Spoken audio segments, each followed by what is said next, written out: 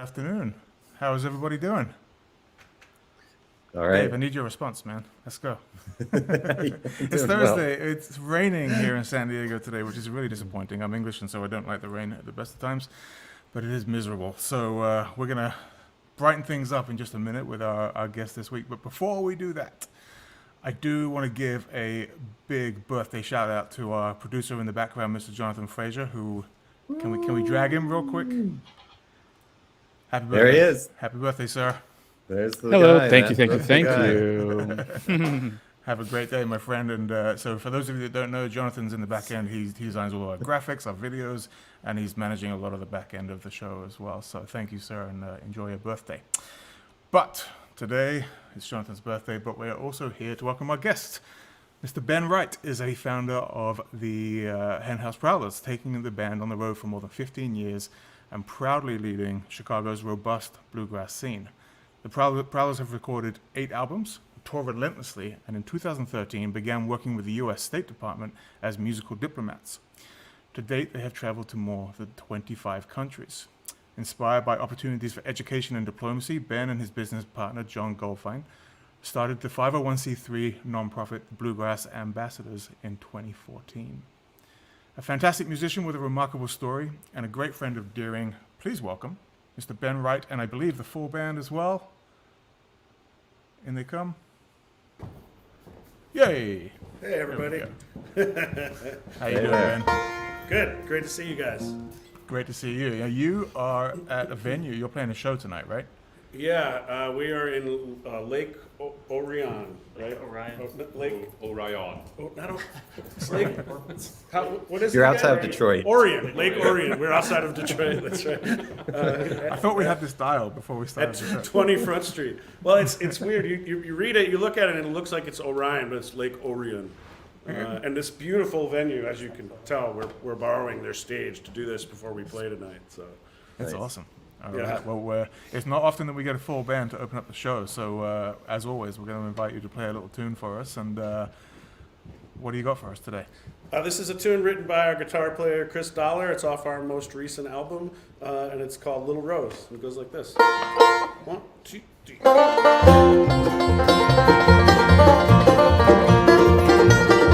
A summer day, the sun was shining, and that water was so blue. It was there, the dawn of blossom, and from there it only grew. I asked you first to be my darling. I said, would you marry me? He said, let's carry on forever to our graves, love each other best. She asked me about a wedding, if I like that sort of thing. So I said, let's call up the chapel, then go pick up 2 rings. I asked you first to be my darling. I said, would you marry me? You said, let's carry on forever to our graves, love each other best.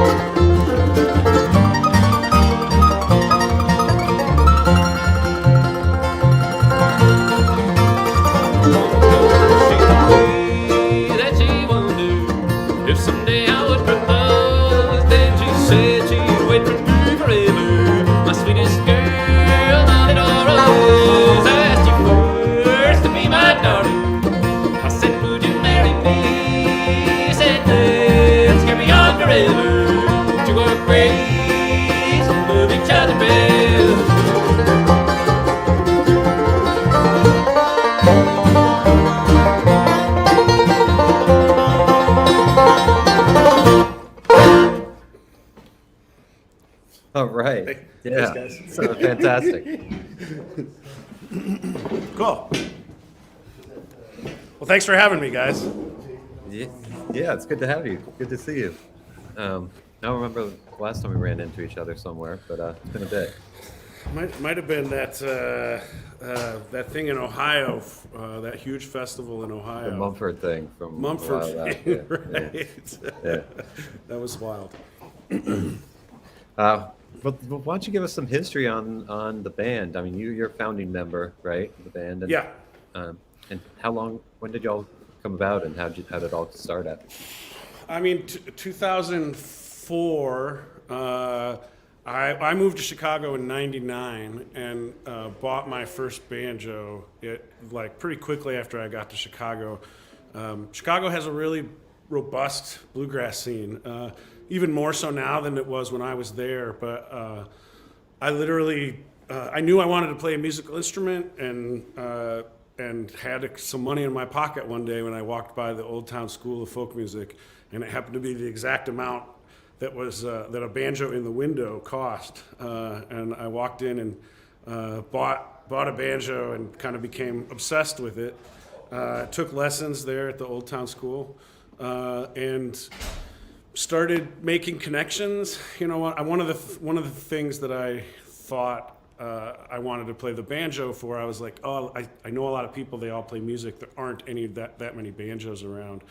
And that was a good instinct because it wasn't hard for me to find people that wanted to have a banjo to play with them. There just weren't a whole lot of people playing banjo at the time. Right. And I started playing in a couple of different bands. I mean, they were terrible. I mean, I was just learning. Like, I bought that banjo, and a week later I was playing with people, like playing the forward roll in really bad bands. Like, it wasn't about making quality music. It was about making quantity because I needed to get better, you know?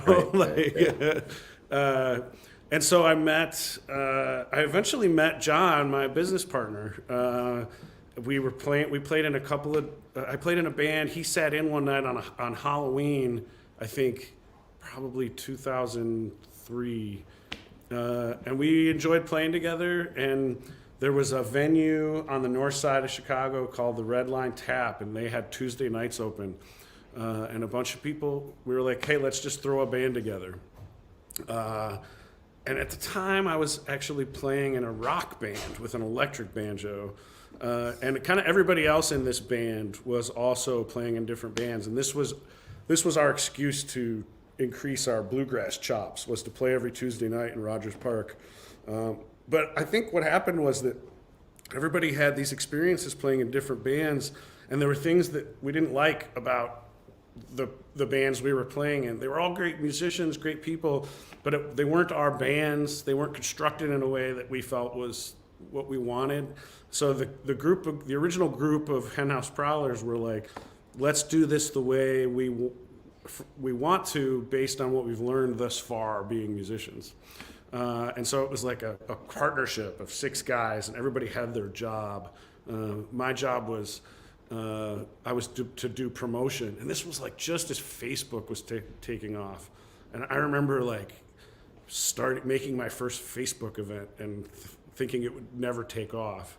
But that's the kind of stuff that really helped the band grow. We played every single Tuesday for 10 years at this bar on the north side of Chicago and built a following. And we started doing the concentric circles thing, you know, like, oh, let's play in Rockford. And then, oh, let's play in Peoria. And then, oh, let's play in St. Louis. And let's play in Minneapolis. And kind of going further and further out. Right. And so, yeah, we all quit our other bands and made this our full-time job. I mean, it took a while.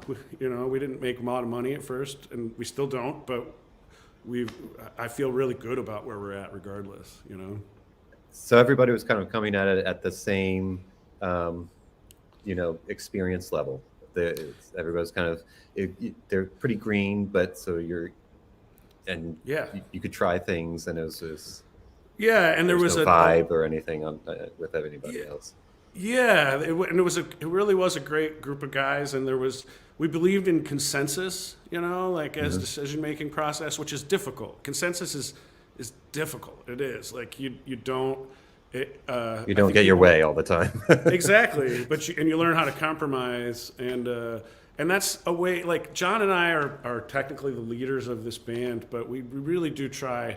As you could tell, we found Chris and Jake, and they're both fabulous musicians, and we want to keep them around, and we can't just go around making decisions without pulling them in on that stuff. And so I really do believe in consensus is a difficult but good way to run a band.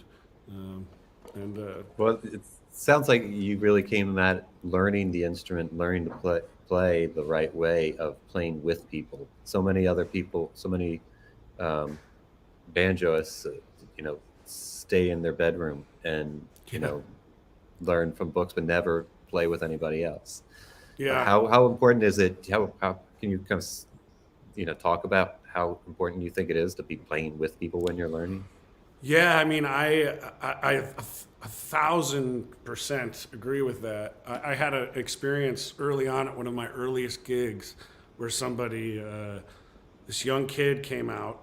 He was probably my age at the time, and he was so excited to meet another banjo player, and he's like, oh, I play the banjo, and I'm going to go home and get my banjo. Maybe during set break we can play together.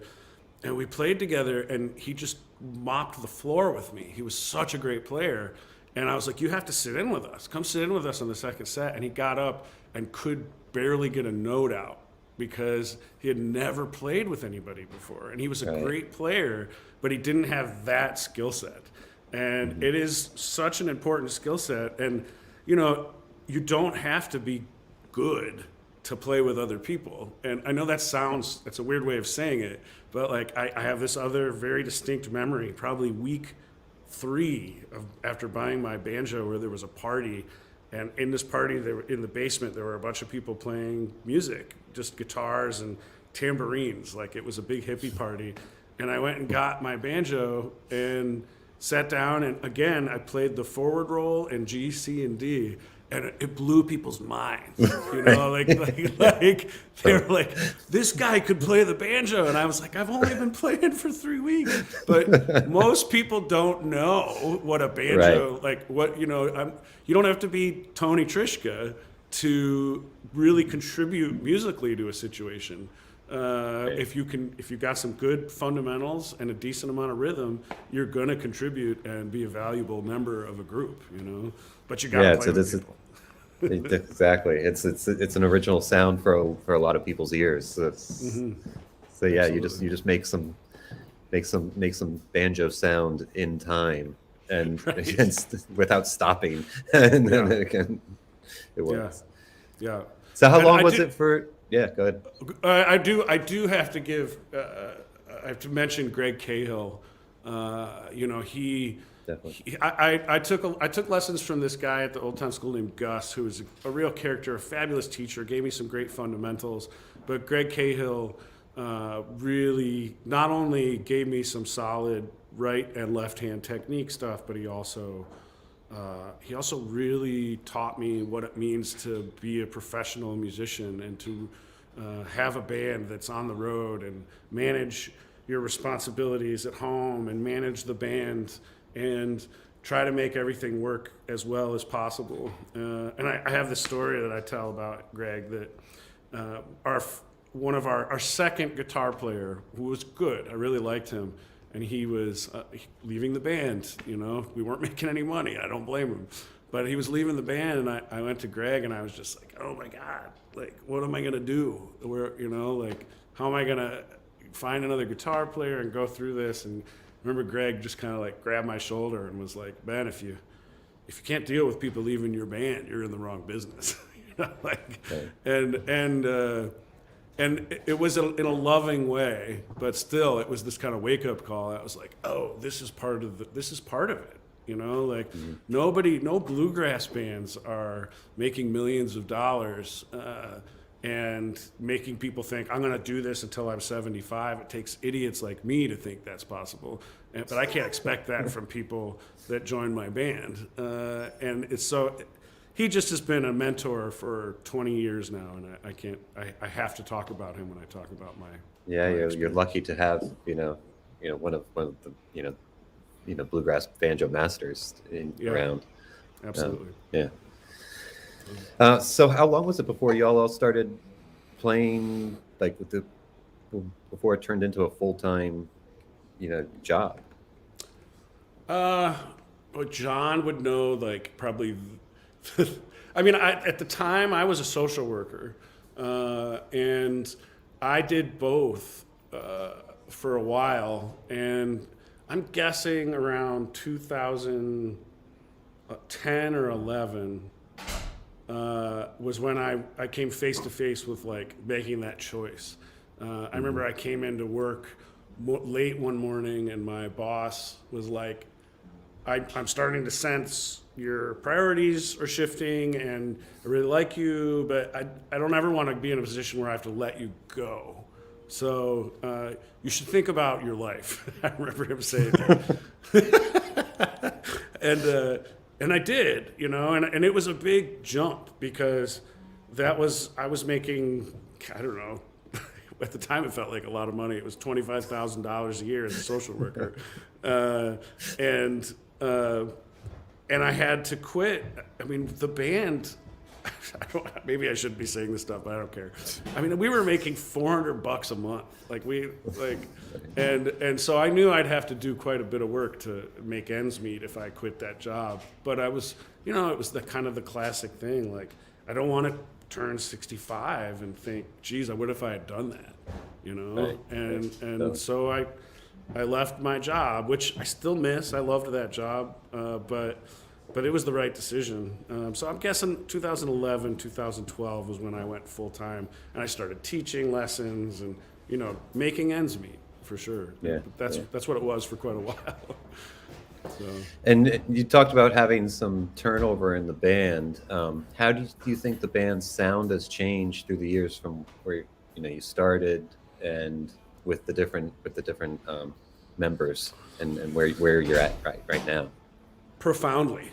There's no way that you bring somebody new into a group and they're going to change the sound. And that was never a challenge for me. Like, I appreciate that. It's because it's fresh in my mind. I can talk about, like, Jake, our mandolin player. He joined right before COVID shut everything down. We did 12 shows with him. It was a perfect fit, and then COVID stopped us. And he's, he went to Berkeley. Like, I mean, he's just musically one of the most incredible musicians I've ever played with, and he's pushed us to a new level. It inspires. I mean, that's the thing. You bring somebody in, and we all inspire each other musically, and that's, I think, one of the beautiful things about being in a band.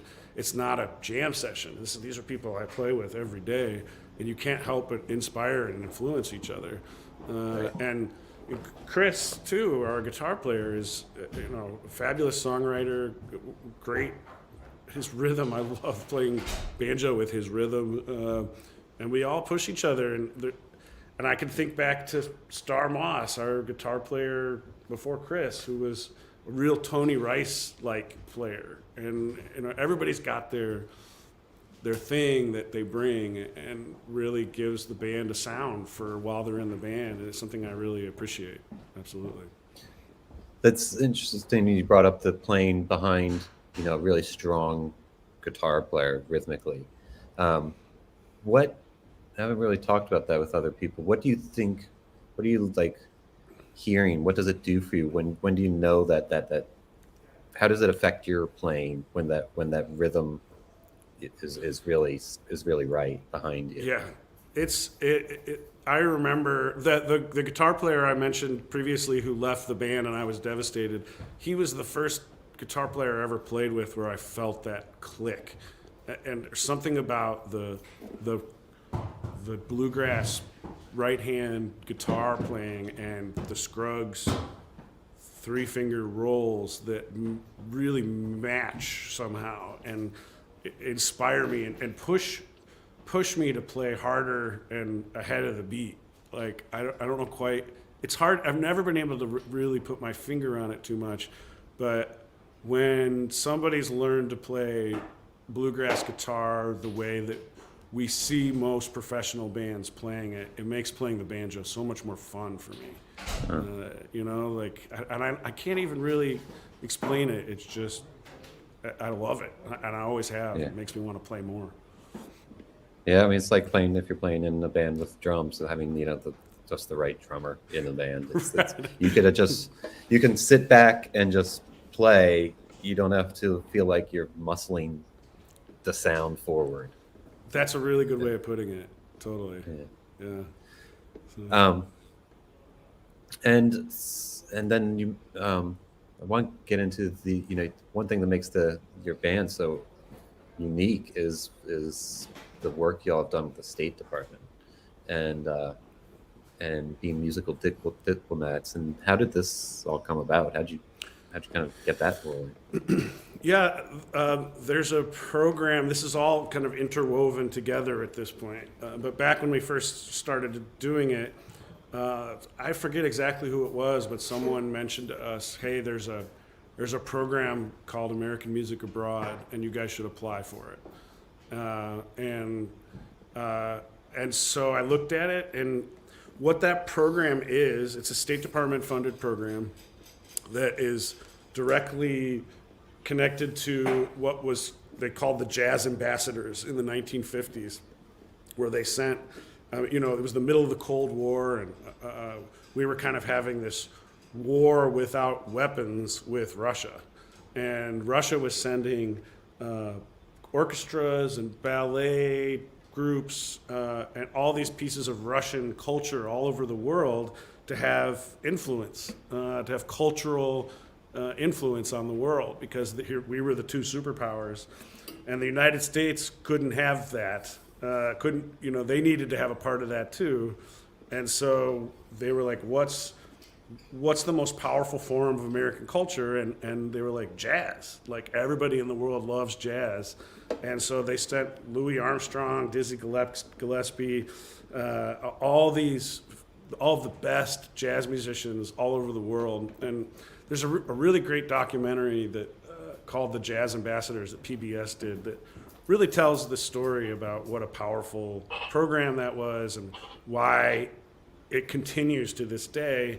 This concept of cultural diplomacy, which has inspired us to move and do more of it ourselves, is really this beautiful thing where you exchange culture with other parts of the world. And yes, we get sent to various countries to play music, but it's not just playing bluegrass. We learn music from that culture and make sure that we learn something about those places even before we go there. So there really is an element of an exchange. And we've had these incredible experiences, and now in 27 countries, I think it is. And that stuff, we realized quickly that they were incredible opportunities, and that we were building this repertoire of songs in different languages. And people in the States were falling in love with these songs too, and wanted to hear them, and were excited about them. And so the first tour we did was to West Africa. We were in Congo, Liberia, Niger, and Mauritania, four countries Americans don't get to go visit very often. And that was a powerful tour, but we didn't really learn any songs before we went that might be familiar in the region. But our next tour was to Nigeria, and we learned this song, "Chop My Money," it's called. And it's like every time we played it in Nigeria for 2 weeks, people lost their minds. And they did. As John, our bass player, likes to say, we'd be playing and everybody from toddlers to grandmothers were dancing when we played the song. It was like a cultural anthem for them, written by this duo called P Square. And we brought that song back home with us and started playing it for audiences here. And it got to the point, to this day, it's probably the most requested song we play. And something about that really struck us. Like, what an incredible opportunity to talk about these places we're going, share music from them, hopefully, bring a sense of reality to these places that people might not always get when they just hear about it in the news. And so that's why we started Bluegrass Ambassadors, which is our nonprofit. And we continue to do cultural diplomacy work abroad with it, but we also build these educational programs here back in the States that kind of use bluegrass, which is obviously this powerful American form of our personal culture in this country. We use it as an opportunity to talk about all different kinds of music from all over the place.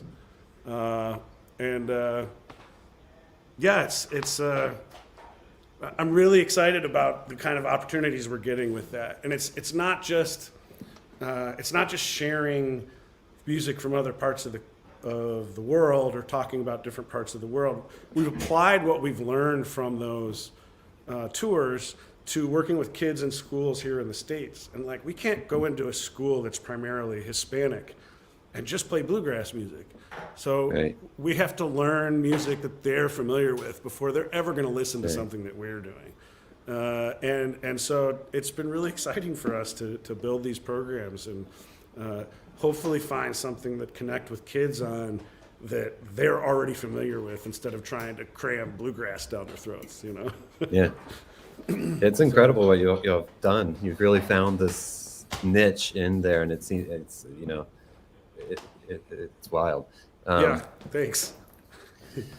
What's I'm sure you have a ton of stories from all these travels all over, but what's something that stands out?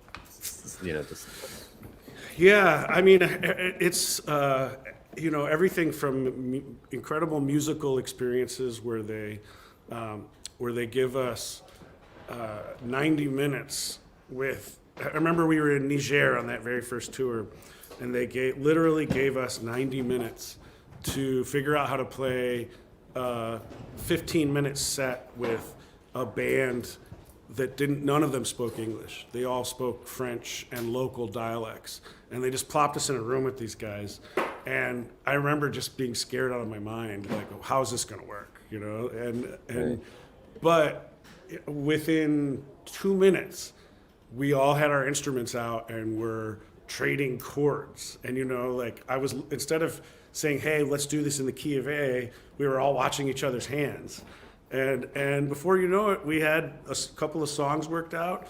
One, like they were singing something that they knew, and then we did a bluegrass song and they played along with us. And it was just this incredibly natural thing that felt at first like I was scared out of my mind.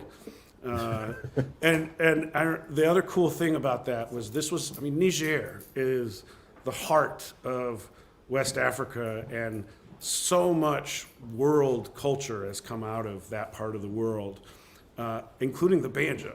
And Right. there was a guy in that band who played the accounting, and the accounting is elongated banjo. Like the banjo part, the pot part, is much longer with a skin stretched over it, and then there's a long neck, and there are 3 strings. 2 are attached to the headstock, and there's 1 halfway up the neck. And this guy was playing it with this kind of little stick, playing it like that. And I could not communicate with him, and I couldn't say to him like, hey, pretty sure that thing is the great-great-great-grandfather of this, but Right. I was able to say, hey, let me play each string. I was like, ding, ding, ding. And I realized that the accounting was a half step below the banjo, and that was it. And so I tuned the banjo down a half step, and he and I were able to play together instantly. Because, and there's no way to like say, hey, your instrument has influenced an entire genre of music in the United States. But it didn't matter because we were able to play music together because of that, Right. So it was, just an That's incredibly cool. Yeah, it's powerful really cool. moment, So And were you well versed in? Did you listen to a lot of world music before you started doing this, or are you now more of a, ethnomusicologist on some level? I mean, I did not listen to a lot of world music. I do. It was quite a wild coincidence that we went to West Africa first for one of those tours. My father is coincidentally an African history professor, and he focused mostly on a small country called the Gambia in West Africa, which is west and north of Niger and Liberia, where we were, and so Africa's been a part of me because I grew up eating African food, and my dad took me there when I was like 17 or 18, and it's always been a place that I craved going to, but I wouldn't call myself anything other than the son of a historian before we started doing these things. But now, by default, because every time we go to one of these countries, we learn some music, I suppose there's a little bit of ethnomusicologist in me, but it's not, I just love these songs because they remind me of these countries we've been to where we've been treated like kings, and of the friends that I've made in these countries. And so no, I'm not an ethnomusicologist. I'm just a banjo player who tries to play these wild melodies. Well, do you want to play another tune for us? Yeah, let me get the guys. Hey, can you get the guys and we'll play. I'll give you a little background while they're getting their instruments. Sure. We went to another one of the tours we went to was East Africa, and we were in Kenya, and the song we learned for our trip to Kenya was by a band called Sauti Sol, and Sauti Sol is a really massively popular pop group out of Kenya, and they sing in a bunch of different languages, but mostly or primarily Swahili, and we went and performed in Kenya. There was a million stories from that trip, but Kenya is this stunningly beautiful country, incredible people, amazing audiences, and we're working with the State Department. They kind of have connections, and they got us on the equivalent of Good Morning America, but it was like Good Morning Nairobi, and it was just like those crappy morning shows you see here. Right. Same thing. Like they had someone reading horoscopes, and so they wheeled in this cart, and there was a chef showing how to cook a thing. I mean, it was just the exact thing you see on the exact same thing. And they were like, "Okay, welcome to the American band. Let's see what these guys do." And we play this song that we're about to play for you, and I'll never forget the hosts, who are these beautiful people, as they always are in those shows, and their jaws just like they lost all composure, and we started playing the song. And what happened was, millions of people saw it, including the band, Sauti Sol. And so these guys who are rock stars, all of a sudden decided they had the time to meet us. And they came to our hotel, and we spent an afternoon hanging out with arguably one of the biggest bands on the continent. Wow, that's cool. And we were like swapping stories with them, like, what's it like to tour in Kenya versus in the United States? And they were talking about tours that they took in the United States, where there are these little pockets of Kenyan people in Chicago, Minneapolis, all over. And like this huge band in Africa that tours and flies to all their gigs in Africa, they were literally touring by Greyhound bus in the U.S. Because that's what they could afford to do. And I'll never forget one of the stories. I asked one of them, I was like, "Hey, what was the weirdest thing about America to you?" And I remember he said, we got to New York City, and we went and we were hungry. We went into this restaurant, we sat down at the counter, and we ordered food.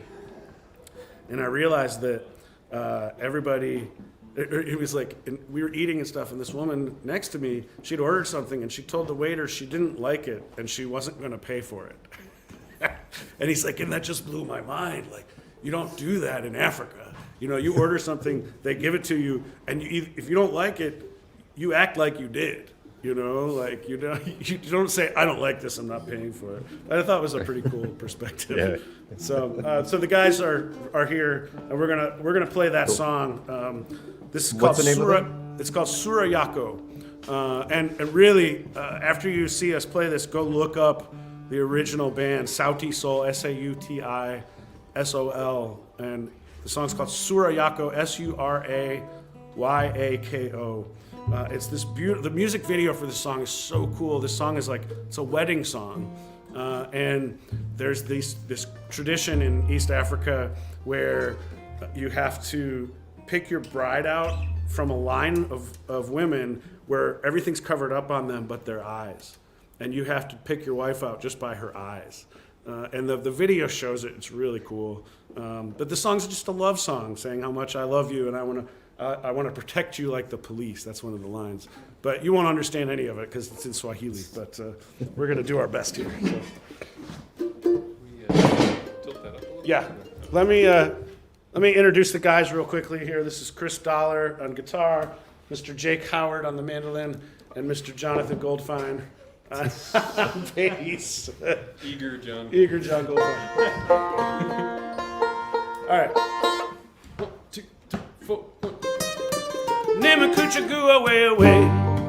Nikapende. Mama. Staki Magine. Anshu Siniache. Sinatende.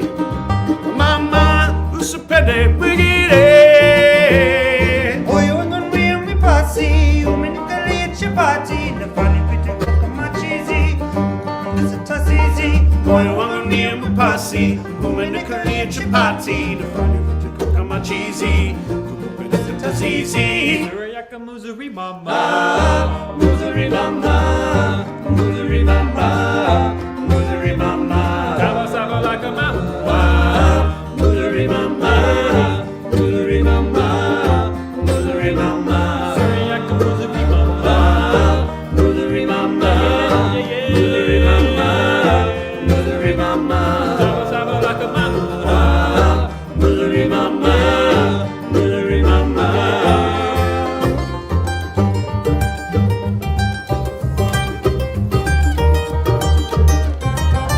Tete dive nikulinde, nikutunze. Mama, siende lolote, pete na yu nikuvishe. Nikuhore. Mama, siende lolote. Moyo wangu shakubale, umenikalia chapati, nitakwenda kama polisi, itabidi nikumare. Moyo wangu shakubale, umenikalia chapati, nitakwenda kama polisi, itabidi nikumare. Sura yako muzuri mama. Muzuri mama, Hey, muzuri mama, muzuri mama. kama sama lako mama. Muzuri mama, Hey, hey, oh. muzuri mama, Sura yako muzuri mama. muzuri mama, Hey, hey, hey, oh. muzuri mama, Kama sama lako mama. muzuri mama. Pigarettes vidogo, pigarettes vidogo, adets vidogo, pigarettes vidogo, adets vidogo, pigarettes vidogo, adets vidogo. Sorry, yaka muzuri mama. Muzuri mama, muzuri mama, muzuri mama. Abasama lako mahoa. Muzuri mama, Yeah. muzuri mama, muzuri mama. Sorry, yaka muzuri mama. Oh, Muzuri mama, so muzuri mama, beautiful. muzuri mama. Yeah, yeah, yeah. Muzuri mama, Baby. muzuri mama. So, yeah, yeah, yeah. Muzuri mama, muzuri mama, muzuri mama. I think it's vidogo. Oh, mama, that's Muzuri vidogo. mama, muzuri mama, muzuri mama. Yako, mama, yako.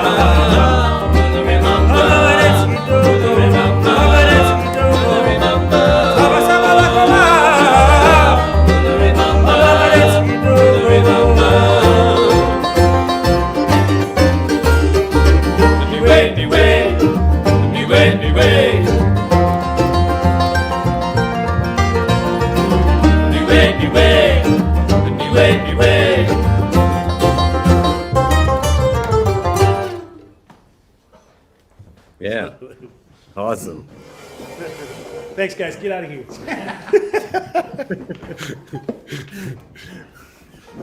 Cool. That sounds fantastic. I gotta definitely check out the original too. Oh, you really do. It's really, it's amazing. So, So y'all have do you have, well, before we move on? Is it when you're playing different genres of music from different places in the world? Do you find it difficult rhythmically on the banjo? Do you have to adjust your playing? yeah, for sure. That tune, that's in 5. What is that in, John?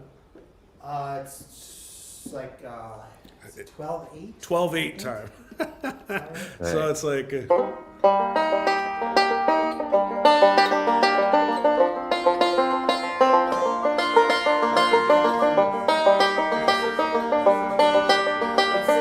6/8. 6/8? Is that right? It's like, it's funny. Yeah, you can count it a bunch of different ways. It's funny, we've been playing this song for several years now, and it still is mystifying to play in on bluegrass instruments, because it is so far from what we do. And Right. and every time we get an opportunity to do one of these songs from a different country, it's kind of like I always have this feeling like, here it comes, we always ask for help from somebody who lives there. Like, hey, we only have the time and the resources to learn one song for a country we're going to. Let's make sure it's something everybody's going to recognize. And so we can't pick that. So we usually have the embassy put us in touch with a young person and say, hey, if we were going to learn one song, what should it be? And every time we get sent like a YouTube link or something, like I always feel like as I'm about to click the button, like, here we go, because it is a huge undertaking to. Yeah. I mean, I spend hours in my apartment pacing back and forth, Sura, Yako, Muzurima, Ma, Muzurima, Right. because that's the only way to memorize that is it's phonetic, and you just got to drill it into your head, and then you got to apply the music to it. And it's an undertaking, and it's one I'm proud, and it feels like such an honor to do, but it's a lot of work, When you unlock that rhythmic puzzle, it feels so good. But yeah, when it's just like this random, it doesn't make sense. You're counting and it doesn't line up. It's like, what? Yeah. But it And finally comes together. It's like, oh, I see, I get it. Right, and there's no banjo player I can talk to. I mean, certainly there's guys that are better than me and have better instincts and been playing longer, but I can't go to somebody and be like, hey, how do I play this rhythm that's really popular in Africa on a 5-string Right. banjo? I mean, I suppose if I had Bela's phone number in my pocket Sure, or something, but I don't. So Right. There's a limited call list for that. right. Then traveling all throughout the world, how do you bring your gear everywhere? And have you had any stories of gear missing? Well, yeah, sure. In regards to the international stuff with the State Department, I think one of the reasons a bluegrass band is so perfect for that kind of work is because we can perform with our full setup, which is wireless. We have pickups and wireless gear and in-ear monitors and all that, but we can also just play with a single microphone. And there's times when we've had to do that. I remember we were in Nigeria at this university once, and that part of the world, it was colonized, and then when they got their independence, when these countries got their independence, the people from these colonies left whatever technology was there, and oftentimes it hasn't been updated. And there's fascinating places we played, these kind of opulent theaters that were built in the 30s that now have holes in the floor on the stage and have lighting equipment that is from the early 20th century, and sound equipment too. And just comical sound situations where we're playing in front of 1,000 people, and we only have one microphone, literally one SM57. And we got to figure out how to make it work. No, it's not like a nice condenser or anything. It's No, it's a 57. But you know, we've never had anything missing on any of those tours. But I do have a story about that's very, very much related to Deering, actually. Back when we applied for American Music Abroad the first time, 2014, I think it was. You know, it's a big deal. Like, you apply, the application doesn't take long to fill out, but once you're accepted, you have to meet them in a different, like either San Francisco or New York or LA, I forget which city, and you have to audition in front of these State Department people who are kind of scary, to be honest with you. When you know, their job is to not show you any emotion or give you any feedback. So and you play like a couple of songs and they ask you questions, and it's just stressful. And so we did our audition, and I felt this huge load lifted off of me. And we were in San Francisco. We went and stayed with an old friend of mine that night, and we had a really good night, like kind of night you have after you've blown off a bunch of steam and stress is off your shoulders. And we foolishly left our instruments in our van that night. And everybody but our guitar player, Star, who never let his instrument get 2 inches from him, more than 2 inches from him. And the next morning, I remember I was on a phone call with my dad, and Star ran into my room and he said, "Ben, is the van supposed to be empty?" Which is so funny now. Like, what kind of question is that? And sure enough, I went outside and everything was gone. It was just gone. And the bass, the merchandise, it was just gone. And wow. yeah, and it was devastating, of course. And we had one more show on that tour somewhere in Nevada, and we called the venue and just canceled, and we drove straight home. We filed a police report, and we drove straight home from Chicago, or from San Francisco to Chicago, in an empty van. And if you tour, you know what a van feels like full versus empty. And I felt like that entire ride home, it was like 30 some odd hours. Every bump reminded me that we had just had everything stolen from us because the van just moved differently, you know? But the nice thing was we had shows later that week, and word spread like wildfire that our stuff had been stolen. And Jamie Deering called me and was like, "I can get it, we'll figure this out. We'll talk about payment, whatever, later. I'm going to send a banjo to your house." And before I got home, there was a banjo in my foyer, a Deering golden wreath in my foyer. And I've never told her this. I mean, it was great to have a banjo, it was wonderful. But it's not like I picked it out or anything. It was just kind of like, here's one, great, you got a banjo to play.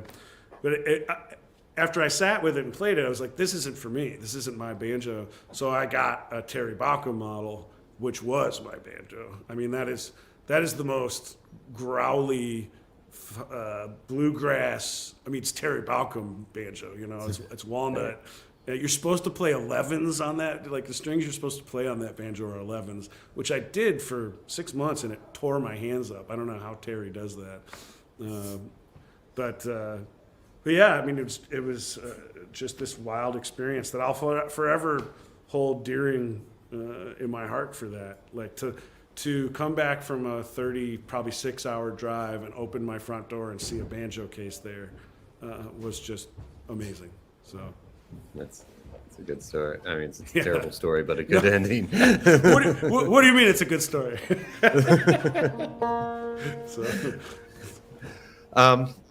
I know we have a kind of a hard cutoff because you got to go right at the top of the hour. I do want to Yeah. get into your work with American Voices real quickly and just maybe mention that. Yeah, so American Voices is the administrating partner for the cultural diplomacy work at the State Department. And they called me up late last year, and they were like, "Hey," so I had a relationship with them. They had been part of the reason we were sent abroad. Like they'd come with us to a bunch of places and stuff like that. And so I had a good relationship with them, and the whole, just like everybody else, the State Department had to pivot to virtual programming during COVID, and they needed a specialist at American Voices to help that happen. And for some reason, they thought I was the one to do that. I mean, I've done some podcasts and stuff, and it's turned out to be a really great relationship. And so now I work for American Voices, this really amazing organization. Yes, they administrate the State Department programming, but they do, on their own, they do some really incredible stuff that just lines up perfectly with the kind of stuff that we like to do. They've got these things called Yes Academies, where they go to really often war-torn countries and do music programming, teach people how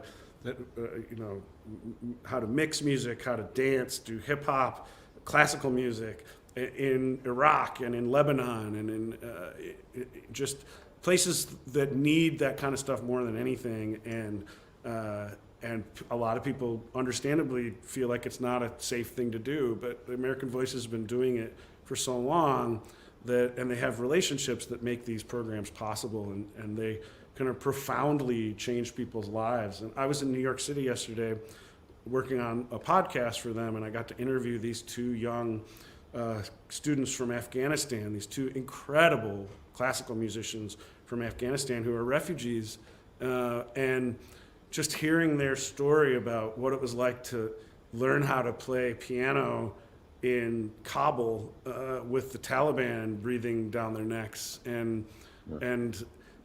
they were I asked them about their school, which is right in the center of Kabul. And I was like, what's going on with your school now? And he was like, well, we heard that the Taliban is now using it as a base of operations. So this school for music that brought these kids joy and education now is not being used for that anymore, we'll put it that way. And it's just a powerful perspective to have, and it really harkens back to why we try to make connections like that, because nothing gives you perspective more than hearing how other people's lives are and the struggles they go through, you know? Yeah, very true.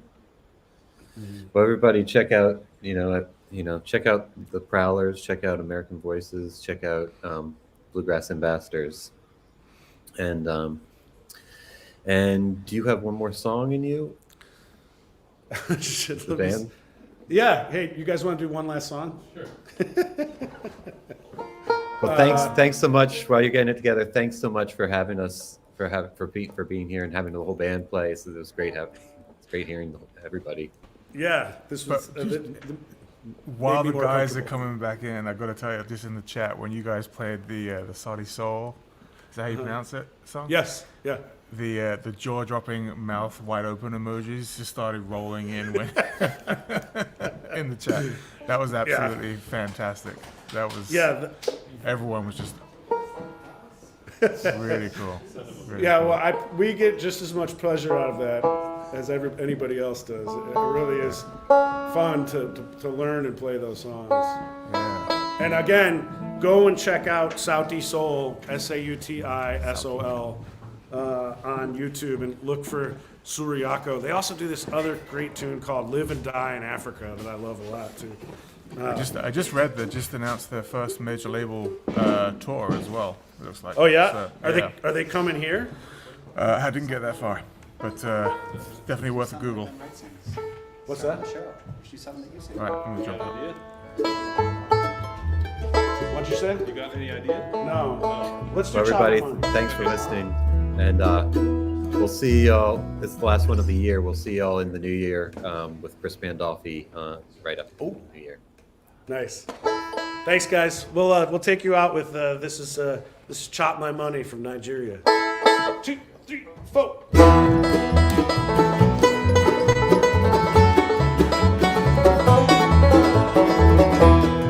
It's a remix, yeah. Remix, yeah.